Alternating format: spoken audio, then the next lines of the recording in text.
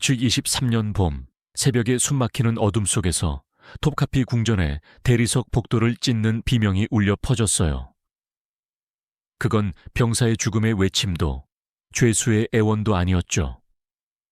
당시 세계에서 가장 강력한 술탄의 딸, 15살의 파트마 공주가 공포에 질려 내지른 비명이었어요. 그 비명은 전투로 단련된 경비병들마저 겁에 질려 물러나게 만들 정도였죠. 그날 밤 화려한 문 뒤에서 일어난 일은 사랑도 의식도 아니었어요. 그건 오스만 제국이 600년 동안 묻어둔 소름 끼치는 의식이었죠. 이건 절대 알려지길 바라지 않았던 이야기예요. 술탄의 딸들이 치러야 했던 숨겨진 대가, 육체에 닿기 전에 마음을 파괴한 전통에 대한 이야기죠. 지금부터 여러분이 알게 될 이야기는 2019년 이스탄불의 제한된 기록 보관소에서 발굴된 암호화된 문서에서 나온 거예요. 하여, 보아지치 대학의 오스만 역사학자들이 검증했고 600년 넘게 모든 공식 기록에서 검열된 사실들이에요. 오스만 제국은 1299년부터 1922년까지 600년 넘게 세 대륙을 아우르는 거대한 그림자처럼 뻗어 있었어요. 비엔나 성문을 뒤흔들고 아라비아 사막을 불태운 군대를 지휘했죠. 찰파 53년 콘스탄티노플이 함락되면서 이스탄불이 되었고 그곳은 왕국들을 굴복시키는 제국의 심장이었어요. 이 제국의 중심에는 톱카피 궁전이 있었죠. 대리석 안뜰과 비밀방들이 얽힌 미로 같은 곳으로 국가의 운명이 속삭임으로 결정되는 장소였어요. 그리고 그 궁전 깊숙한 곳에는 황실 하렘이 있었어요. 800명 이상의 여성이 실크와 그림자 속에서 계급 구조를 이루며 살아가는 또 다른 세상이었죠. 1530년부터 술레이만 대제 술탄 술레이만과 그의 아내 휴렘을 하세키 술탄으로 격상시키면서 하렘은 단순한 쾌락의 장소에서 정치적 음모의 전장으로 바뀌었어요. 하렘의 대부분 주민은 유럽에서 포로로 잡혀온 기독교 노예나 북아프리카 시장에서 사들인 젊은 여성들이었어요. 그들은 카리에라는 훈련 프로그램에 들어가 음악, 시, 자수, 그리고 무엇보다 절대적인 복종의 기술을 배웠죠. 술탄의 눈에 들기를 꿈꾸며요. 좀 33년부터 1256년까지의 여성 술탄 시대에는 코셈 술탄이나 튀르한, 하티제 술탄 같은 인물들이 화면과 창살 뒤에서 제국의 방향을 이끌었어요. 하지만 접들은 영향력을 얻을 수 있었던 반면 술탄의 딸들은 훨씬 더 잔인한 운명을 맞았어요. 그들은 제국의 정치적 거래에서 화폐처럼 사용되었어요. 충성심을 쌓거나 동맹을 맺거나 강력한 장군들을 왕좌에 묻기 위한 인간 담보였죠. 그들에겐 선택권이 없었어요. 태어날 때부터 그들의 미래는 보이지 않는 잉크로 쓰여 있었어요. 제국의 필요에 가장 잘 부합하는 사람과 결혼해야 했죠. 이런 세상에서 1916년에 파트마 공주가 태어났어요. 술탄 아흐메드 1세와 수십 년간 그림자 속에서 제국을 통치한 강력한 코셈 술탄의 딸이었죠. 파트마는 궁전 기준으로도 비범했어요. 10살에 이미 오스만 터키어, 아랍어, 페르시아어, 그리스어 등 4개 언어를 유창하게 했죠. 그녀의 서예는 너무 아름다워서 궁정 시인들이 그녀의 송을시를 달빛이 보이는 것이라 찬양했어요. 궁정 천문학자들은 그녀가 천체역학과 별의 움직임에 대해 묻는 질문에 놀랐죠. 그녀는 역사, 철학, 지리학 책을 탐욕스럽게 읽었고 그 열정은 그녀의 가정교사들이 기뻐하면서도 불안해할 정도였어요. 파트마는 보석이나 지위가 아닌 우주를 이해하고 지식의 세계에 의미 있는 기여를 하고 싶어 했어요. 그녀는 달의 위상에 대한 관찰과 건축적 경이로움을 스케치한 일기를 썼죠. 하지만 이런 천재성은 그녀를 보호해주지 못했어요. 14살의 그녀의 운명은 그녀가 참석하지 못한 비밀 회의에서 결정되었어요. 그녀의 미래 남편으로 카라 무스타파 파샤가 선택되었죠. 그는 페르시아 전역에서 잔인한 효율성으로 유명한 순운살이나 나이 많은 전투로 단련된 군사 지휘관이었어요. 그에겐 이 결혼이 더 높은 지휘권으로 올라가는 사다리, 충성에 대한 보상이었죠. 하지만 파트맥엔 그녀를 별을 사랑했던 소녀로부터 텅 빈 껍질로 바꾸는 악몽의 시작이었어요. 결혼 3개월 전 1222년 12월의 추운 아침, 파트마는 하렘의 가장 깊은 방으로 소환되었어요. 제국에서 가장 강력한 여성이었던 그녀의 어머니 코셈은 돌처럼 굳은 얼굴로 앉아 있었고, 결혼 날짜가 한륨 23년 3월 15일로 정해졌다는 선언이 내려졌어요. 논의나 항소의 여지는 없었죠. 그날 시작된 건 당시 다른 어떤 문화에서도 찾아볼 수 없는 과정이었어요. 오스만 사람들은 이걸 테르비의 이 무바릭, 즉 신성한 교육기라고 불렀어요. 외부 세계에선 단순히 예절 교육처럼 들렸지만 실은 왕실 딸들을 절대적인 복종의 도구로 바꾸기 위한 체계적인 심리적 파괴 과정이었죠. 60세의 엄격한 여주인 굴나르 하툰이 이 과정을 지휘했어요. 그녀는 이미 17명의 공주를 준비시킨 여성이었죠. 얼굴은 화강감처럼 단단했고 목소리는 단조롭고 감정이 전혀 없는 눈을 가졌어요. 그녀의 감독 아래 파트마는 갤린 오다스, 즉 신부의 방으로 끌려갔어요. 그 방은 검은 흑단으로 장식되고 페르시아 카펫이 발소리를 완전히 묵살할 정도로 두꺼웠죠. 창문은 가려져 있었고 유일한 빛은 이슬람 역사 속 순종적인 아내들을 그린 테피스트리에 춤추는 그림자를 들이우는 기름 램프뿐이었어요. 매일 아침부터 정고까지 파트마는 8가지 겸손의 자세를 연습해야 했어요. 이건 단순한 절이 아니었어요. 각 동작은 정확한 각도와 의미를 가진 안무된 제스처였죠. 인사절, 봉사절, 퇴장절, 복종절. 목은 정확히 30도 기울여야 했고 손은 절대 가슴 위로 올라가선 안 됐어요. 걸음은 작고 느리고 자신감이 없어야 했죠. 몇 시간이고 며칠이고 그녀는 이 동작들을 반복하며 몸이 정신을 배신하고 생각 없이 복종하도록 만들었어요. 하지만 신체적 훈련은 시작에 불과했어요. 다음은 그녀의 목소리를 빼앗았죠. 파트마의 어휘는 13개의 허용된 단어로 축소되었어요. 예, 주인님, 원하시는 대로 제 부족함을 용서해 주세요. 당신의 자비에 감사드립니다. 같은 감사의 말, 수용, 사과, 겸손한 요청뿐이었죠. 이 단어들 외에 말하려고 하면 즉각 처벌받았어요. 어지럽고 약해질 때까지 강제로 단식을 하거나 앉기조차 어려운 작은 반성방에 갇히거나 하렘의 모든 여성들 앞에서 불복종을 공개적으로 고백해야 했죠. 고위첩들이 그녀에게 모욕적인 말을 퍼붓는 동안요. 충격적인 이야기죠. 여기서 더 끔찍한 게 나와요. 매주 2번 관점의 교훈이라는 이름 아래 파트마는 아버지의 총에 받는 첩들을 직접 섬겨야 했어요.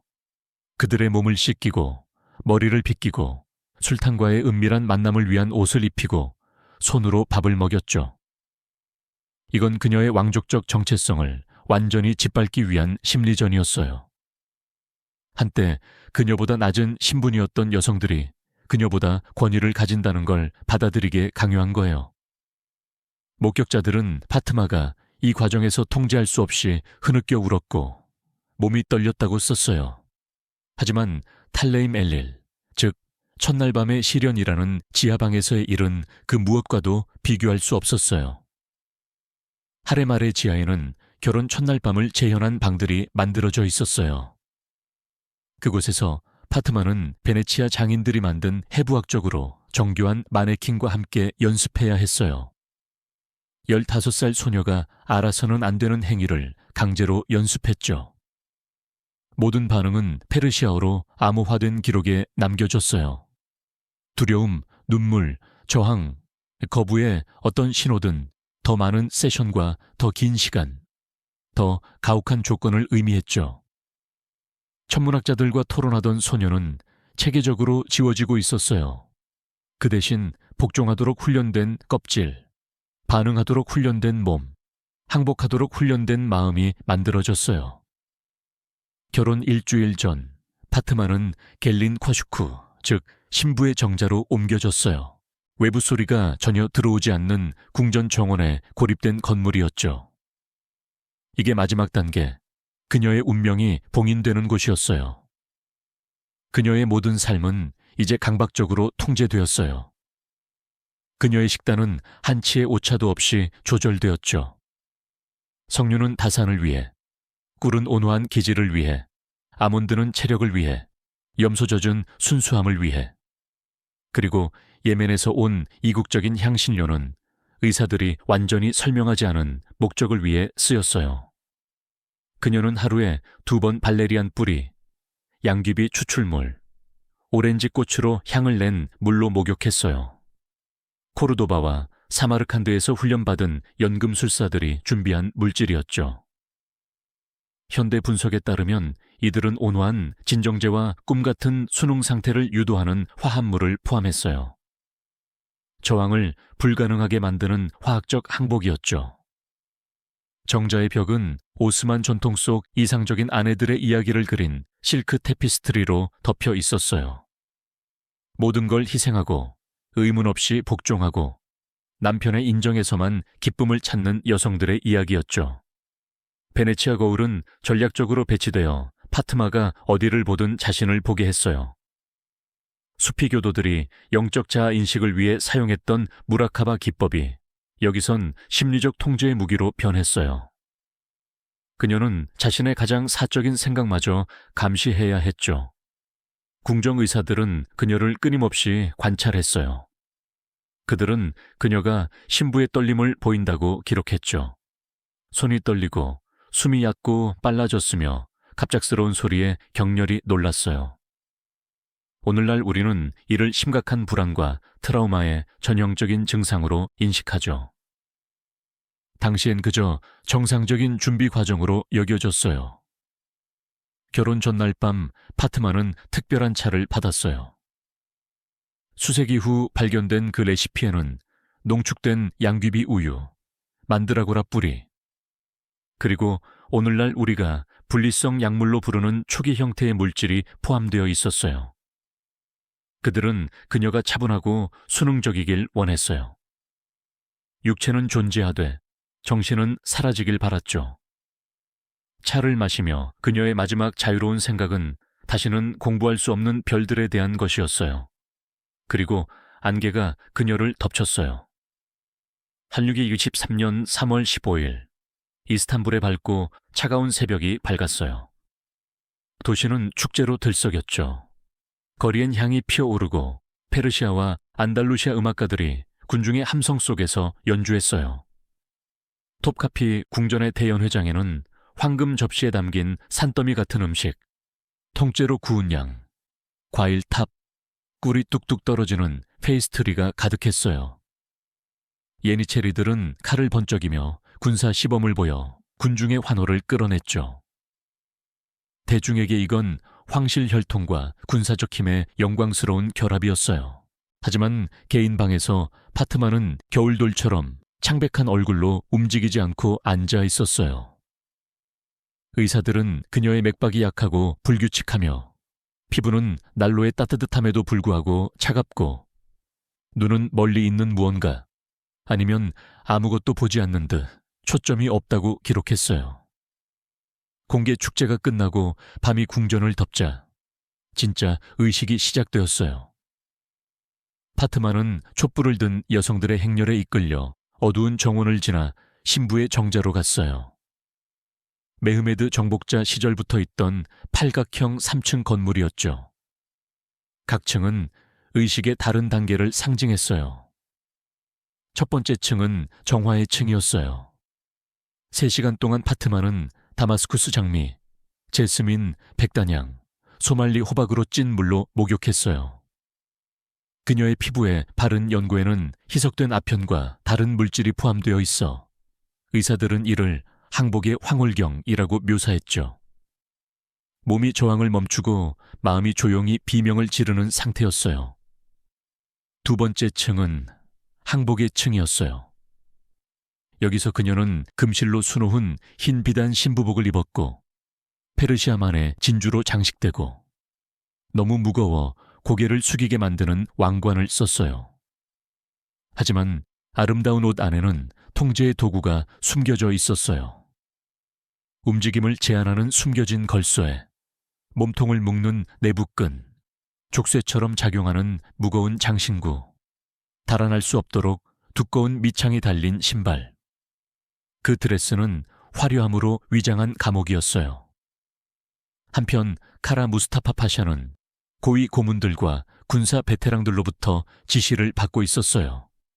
그들은 위협 방법, 지배를 확립하는 특정 문구, 신체적 통제 기술을 가르쳤죠. 그는 사랑이 아니라 전쟁터에서 하던 정복을 준비하고 있었어요. 이제 그걸 5살 소녀에게 적용해야 했죠.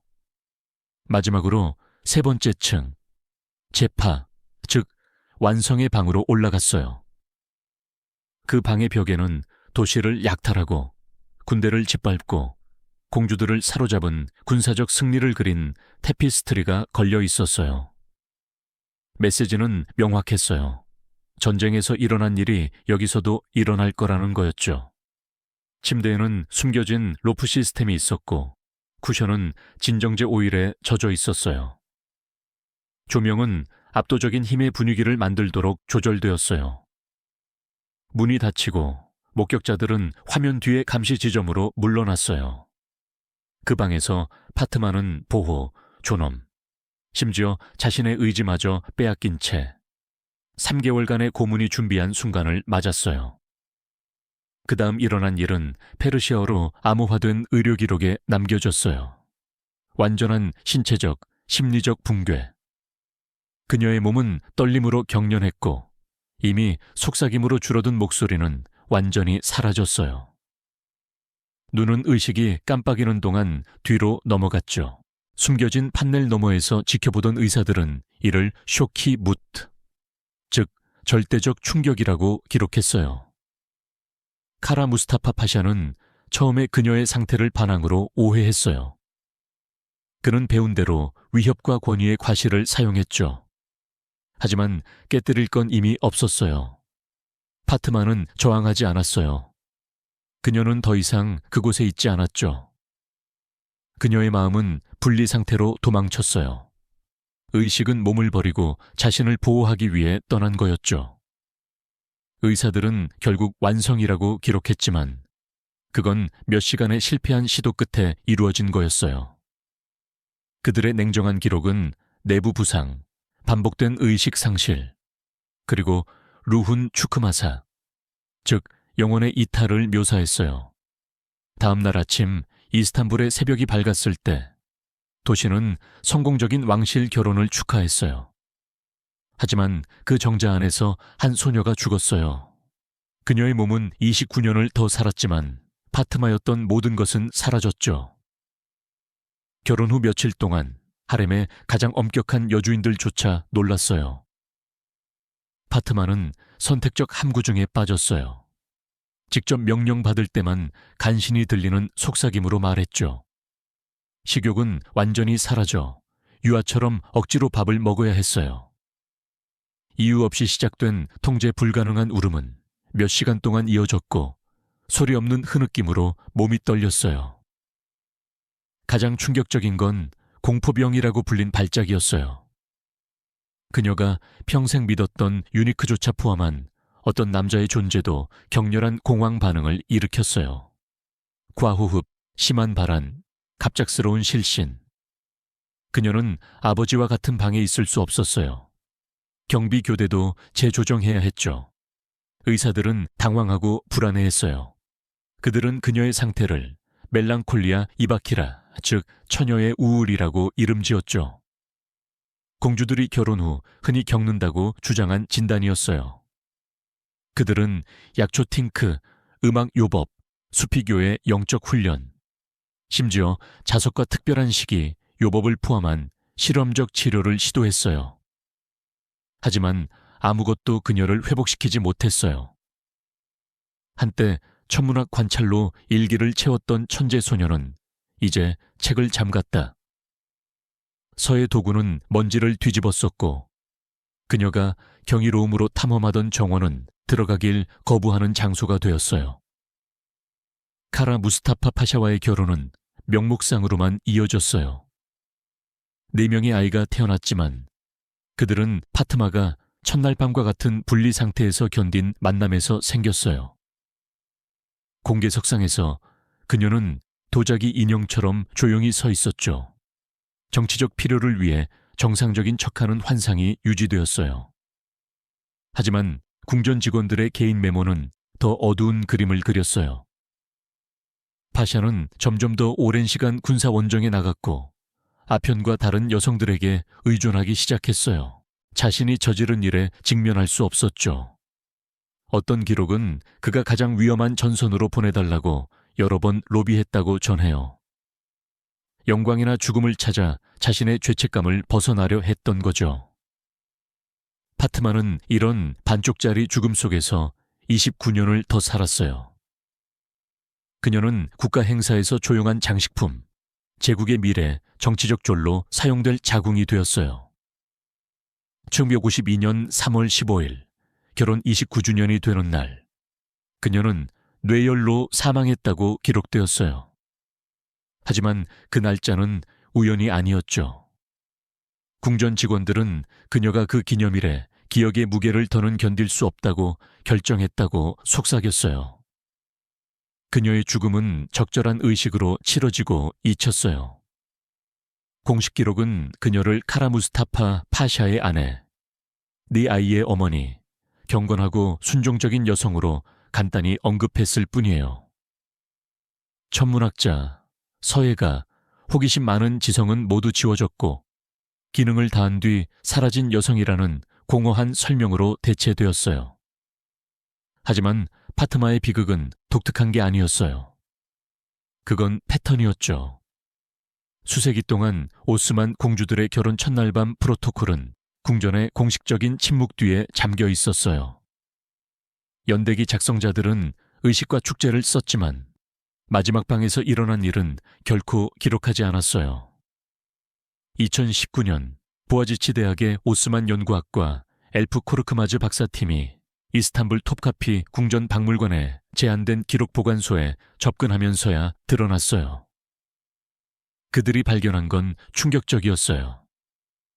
페르시아어로 쓰인 암호화된 의료 저널, 하렘 관리들 간의 암호화된 서신, 관찰 지점과 구속 시스템에 대한 주석이 달린 신부 정자의 건축 도면, 공주들에게 투여된 진정제 화합물의 상세한 레시피. 이 문서들은 의도적으로 여러 컬렉션에 흩어져 있었고 관료적 분류로 그 진실이 가려져 600년 넘게 숨겨져 있었어요.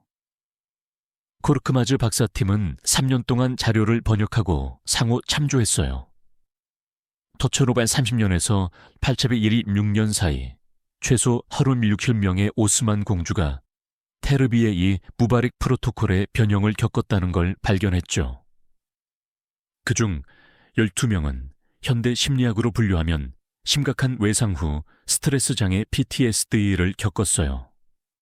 5명은 자살을 시도하거나 성공했고 8명은 결혼 첫날 밤 이후 기록에서 완전히 사라졌으며 그들의 부재에 대한 공식 설명은 없었어요. 진정제 레시피의 화학 분석은 현대 양리학이 강력한 분리제와 항불안제로 인식하는 화합물을 드러냈어요. 이는 임상적 분리와 학습된 무력감과 유사한 상태를 유도했을 거예요.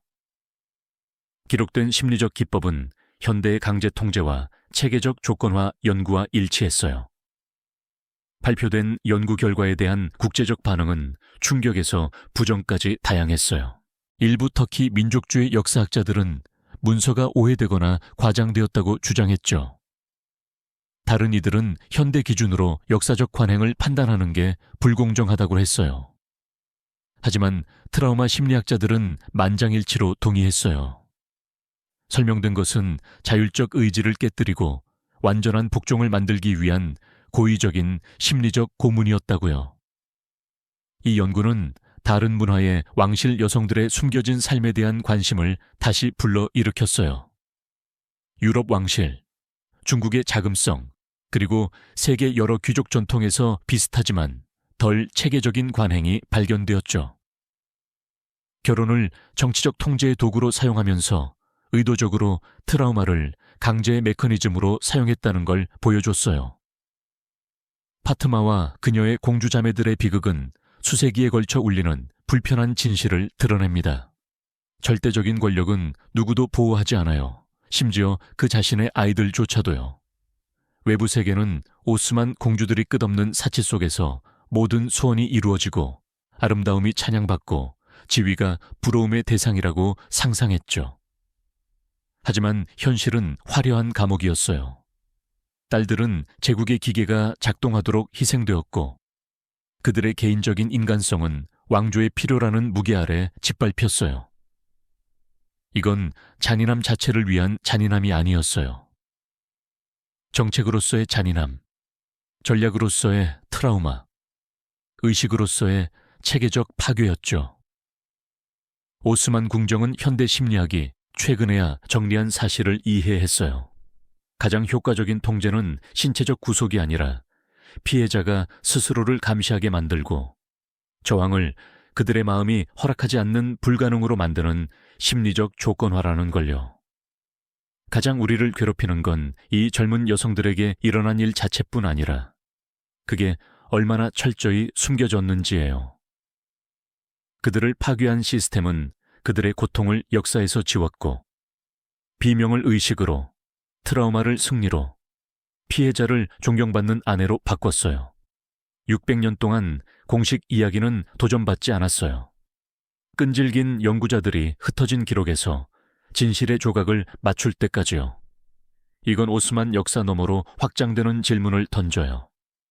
세계 궁전 기록 보관소에 얼마나 많은 묻힌 진실이 기다리고 있을까? 어떤 권력의 의식이 오늘날 다른 이름, 다른 정당화로, 하지만 같은 목적으로 여전히 작동하고 있을까? 의지를 깨뜨리고 복종을 강요하기 위해, 그리고 가장 시급하게 전통, 권위, 정치적 필요라는 이름으로 얼마나 많은 목소리가 침묵당했으며 우리가 아직 듣지 못한 걸까? 파트마의 이야기는 역사가 단지 황제와 그들의 정복 이야기가 아니라는 걸 상기시킵니다. 침묵당한 자들의 메아리, 강력한 기관이 지우려 했던 고통의 기록, 모든 시도에도 살아남은 진실이에요. 이런 이야기를 되찾을 때 우리는 과거를 이해하는 것 이상을 합니다. 우리는 부정당한 인간성을 존중하고 잊힌 이름을 말하며 권력자들에게 편리했기 때문에 고통이 보이지 않게 두지 않아요. 그래서 완벽한 복종을 만들기 위한 준비의식은 체계적인 심리적 고문이 되었어요. 축하받아야 할 결혼 첫날 밤은 평생의 트라우마가 되었죠. 별을 공부하고 싶었던 천재적인 젊은 여성은 29년 동안 자신의 유령으로 살다 그녀의 정신을 죽인 그날의 기념일에 죽었어요. 최소 38명의 공주가 비슷한 운명을 겪었고 그들의 고통은 600년의 공식 침묵 속에 묻혔어요. 이 이야기가 당신을 흔들었거나 이 진실이 너무 오래 숨겨져 있었다는 것에 화가 났다면 두 가지를 해주세요. 먼저 권력의 기록 보관소에 숨겨진 비밀을 빛으로 끌어내야 하니까 이 채널을 구독하세요. 둘째, 지금 바로 다른 왕실 여성의 숨겨진 이야기를 댓글로 남겨주세요. 마리 앙투아네트의 마지막 날, 클로파트라의 진짜 죽음, 러시아 차르의 사라진 딸들. 당신의 목소리가 다음에 어떤 묻힌 진실을 말할지 결정해요. 그리고 기억하세요. 역사에서 가장 위험한 건 우리가 모르는 게 아니에요. 우리가 의도적으로 알지 못하게 막힌 것들이죠. 다음 시간까지 당신이 들은 것에 계속 의문을 가져요. 진실은 언제나 공식 버전이 허락하는 것보다 더 어둡고, 더 이상하고, 더 인간적이에요.